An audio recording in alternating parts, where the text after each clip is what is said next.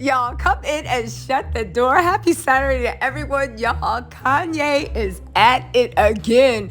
He woke up and was like, and there ain't no milk for my Frosted Flakes. Man, I've had enough of this. And he picked up his phone and he let those fingers do his talking. But listen, a lot of people have been messaging me about decoding who Kanye is mad at, why, who is this guy, DC Cherry, Daniel Cherry, that Kanye is dragging all up and down the internet, and why is he so angry at him? Well, listen, don't worry, your girl did her research and I have the answer. And baby, it ain't something lame like, oh, it's because he's working for Adidas. It actually goes deeper than that. It looks like Kanye West screwed him over in a business deal, allegedly, or Kanye feels, and this business deal don't have anything to do with Adidas. Well, it kind of does. I'm getting into the whole story, and we're also going to say why. We're also going to talk about this man, Mr. Irving Azoff, and how Kanye said he is the second coming of him. All right, y'all ready for this? Hit that like, subscribe button, baby. Let's dive right into decoding everything Kanye said up to this moment. Okay, so Kanye posted this post that said, Daniel Cherry III moves from DC Comics to senior vice president of Adidas. All right, great. So Kanye actually said this.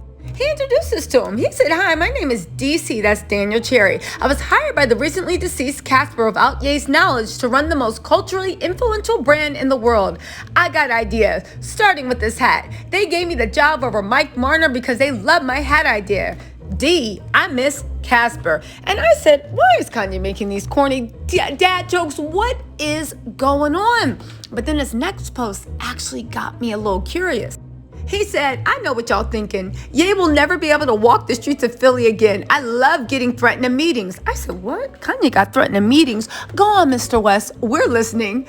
He said, it's my new favorite thing. I said, it's mine too, baby. Continue. He said, thank you, Daniel, son. And don't try to tell me no one knows. And don't try to tell me no one knows him in Philly. Because he told me everybody knows him in Philly. And I'm concerned about my well-being. Now, this was Kanye trolling the way when Kanye says something, everybody calls the National Guard, but he can be threatened in a business meeting and everybody just rolls their eyes. All right, you know, Geminis, they always like, that's not fair, but hold on. He said, especially if I see a bunch of people running up to wear these hats. Sorry, I don't know. The image just made me laugh. So, Kanye went back to his dad joke saying all DC does is cap, haha. Anyway, but I was curious when he said F a VC, now what? Now, if you guys don't know what a VC is, that's venture capitalist. These are the money guys that come in to make a business. However, when the money guys aren't with you, they can break a business too. Kanye said F a VC, now what? Now listen, I'm getting to the point, but you need to know the history because this is amazing about all this espionage going on. He said venture capitalists whose only adventure is capitalism can't create, so they try to try to out-count the creatives, die slow. And I was like, Kanye, will you stop alluding to death? But hold on, because remember when Kanye West was talking about the way Adidas specifically was taking his employees? Let's actually talk about the backstory between what the real beef is between Kanye and this guy, right? Daniel Cherry, DC. Now, when he was vice president of DC Comics, a lot of people think that he left to go work with Casper and Adidas. That's only half of the story. He actually left, right? He was senior vice president and general manager. He left because there were rumors he was building a new project with Kanye West. That's right. Get this. He had only been working with DC Comics for less than 2 years. He was hired in September 2020, right? I know this isn't espionage. Shut up. But I'm getting somewhere, right? And while details of his departure remain really hush-hush, the action adds to chaos experienced by DC in the last several years. So he left DC in a really, really bad situation. But he left it to go work on a secret new digital venture with none other than Kanye West. That's right. Now, we're going to talk about that next session, but the way he actually left was crazy because no official reason was given. at all. However, big places that actually pay attention to stuff like the Hollywood Reporter characterize his move as quitting. The reports also say that it was an abrupt break, noting that Daniel Cherry had a vision to future-proof DC Comics by boosting the company's presence worldwide. Again, they literally are saying that Daniel Cherry was personally courted to embark on a new digital adventure with Kanye West. So you guys, there's more. Every time everybody's been calling Kanye crazy for going after this guy, Kanye never crazy. He knew exactly what he was doing, and this guy screwed him over. Now, I will say this, right? What could that new adventure be? Well, let's take this into account. DC Comics itself are known for beautiful graphics, great storytelling, and actually embarking and making movies out of things, right? This is where they're getting all their future money. Who else likes comics? Who else loves movies? Who else is a fanatic? That's right. Remember Akira? Remember Kanye West? Now, I'm not saying they're going to bring Akira to life. What I am saying is Kanye got a whole bunch of patents. Did he want to start a visual art portion, comic book portion, in hopes of bringing it to the big screen? Donda movies, why not? You've seen his music videos. He has a creative vision. He just needs the right person to implement it. Now, unfortunately for Kanye, there is no honor amongst thieves. Let's roll this back. Let's not forget that the Hollywood Reporter said that the way that he left DC Comics after promising he would future-proof them, in less than 2 years, they looked at it as him basically quitting. It's kind of like what he did to Kanye. Made Kanye all these promises. The guy obviously has talent. Kanye was interested in him. And then when he got a better offer, he rolled out. Now, who is the better offer? Let's roll back the memory banks. Remember when he was beefing with Casper? Remember when he accused Casper of stealing his employees, violating non-compete agreements, and just being a very underhanded, shady person? Now let's go back to to the post Kanye put up, and now it's making a little more sense. This is one of the many people that Kanye West was referring to that Casper stole from him.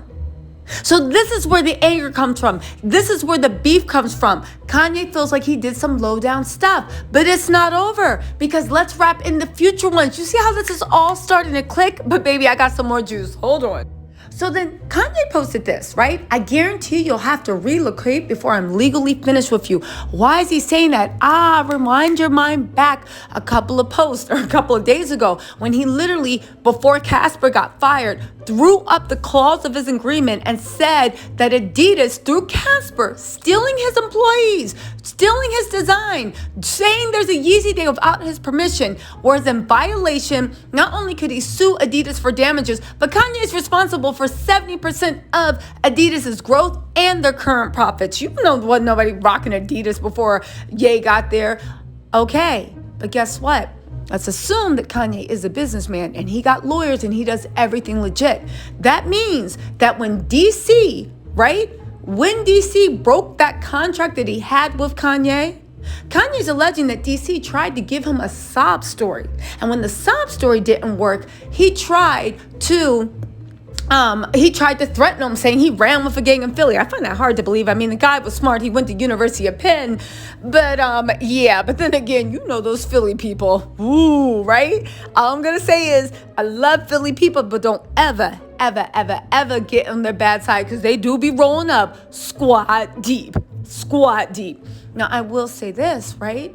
Why do you think he can sue him? Because a lot of times when you have contracts, especially if you are departing for some type of venture, if you're departing for some type of job, the employment contract's already there. And every employment contract, there is a non-compete agreement.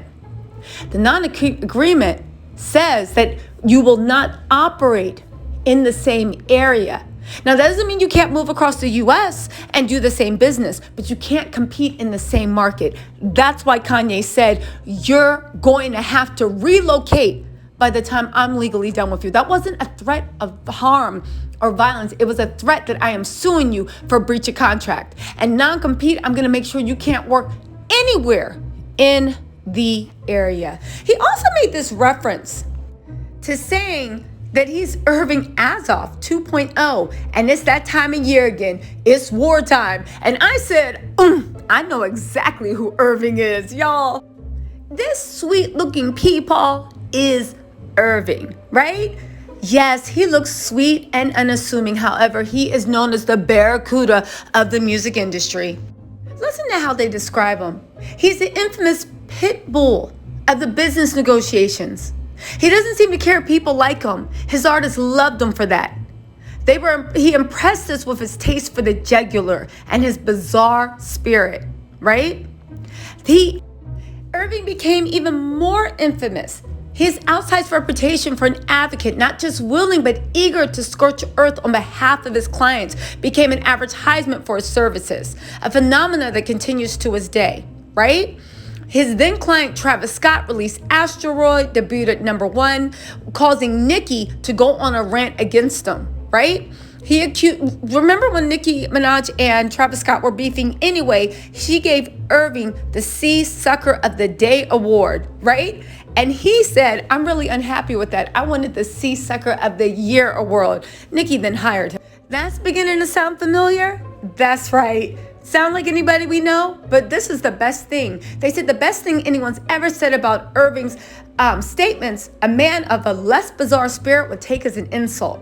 However, when the Rock and Roll Hall of Fame inducted the Eagles in 1998, Don Henley stood on stage and said of Irving, he may be Satan, but he's our Satan, baby. And this is what Kanye West plans to double up.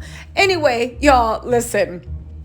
We're going to have to see how this plays out. It looks like Kanye actually has legal standing. It looks like he believes this guy, DC, actually did him dirty behind the scenes. And like always with his post, he gave us the breadcrumbs and we had to figure it out. He's even saying that when it all happened, Irving tried to emotionally manipulate him by putting his daughter on the phone. And when that didn't work, he literally told little Uzi Vert he was going to have people lay hands on Kanye West. Baby, you've seen your VP. DC, if this is true, you need to calm down. You can't be moving like that in these business streets. But again, Casper got fired.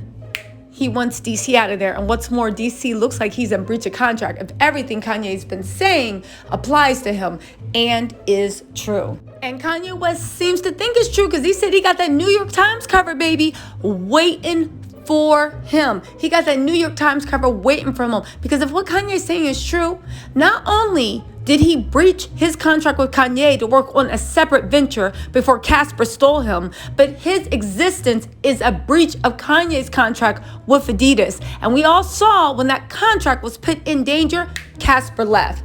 Y'all, let's see how this plays out.